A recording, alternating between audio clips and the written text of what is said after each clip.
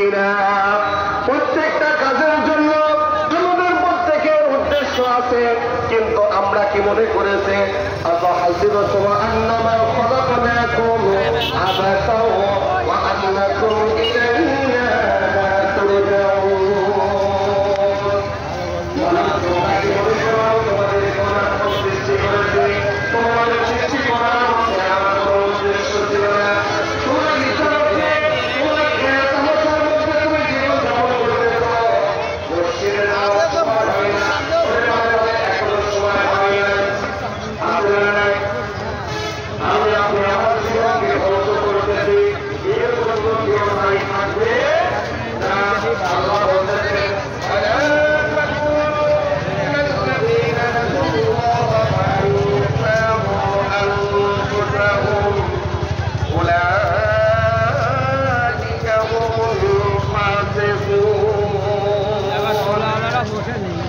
আল্লাহ তাই করে, এমন মানুষ আছে না নাই?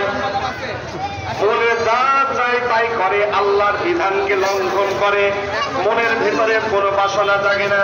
আহারে আমি এই কাজটা করতেছি, এটা কি ঠিক হচ্ছে?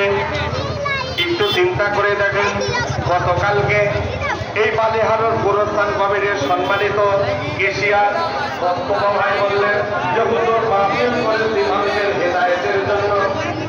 কিসের জন্য? হেদায়েতের জন্য। হেদায়েত পাওয়া কি এত সহজ? হেদায়েত পাওয়ার জন্য কি চেষ্টা করতেছি? আমরা কোথায় চেষ্টা করতেছি একটু চিন্তা করে দেখুন। যেই পরিমাণে মেলা হয়েছে, এই মেলার দ্বারা আমি বুঝতে পারতেছি এগুলোর দ্বারা ইসলামের ভালো হচ্ছে না ক্ষতি হচ্ছে? আপনারা একটু চিন্তা করে বলবেন, এইগুলোর দ্বারা ইসলামের লাভ হচ্ছে না ক্ষতি হচ্ছে?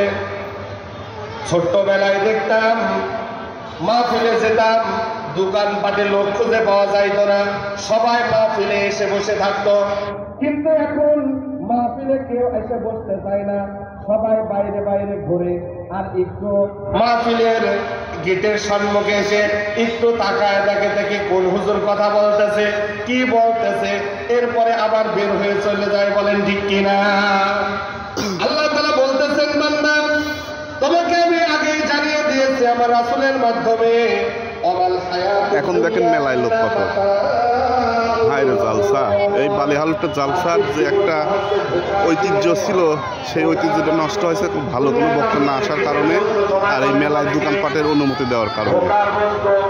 হেদায়েত দিকে এই বালিহাল কমিটি লোকজনের যে এই দোকানপাট দেওয়া যাবে না। মাহফিলের প্যান্ডেলে না বসে যারা মেলার মধ্যে বসে আছে, তার দোকানের মধ্যে বসে আছে, রাস্তাঘাটে ইয়ারকি ফাজলিমের মধ্যে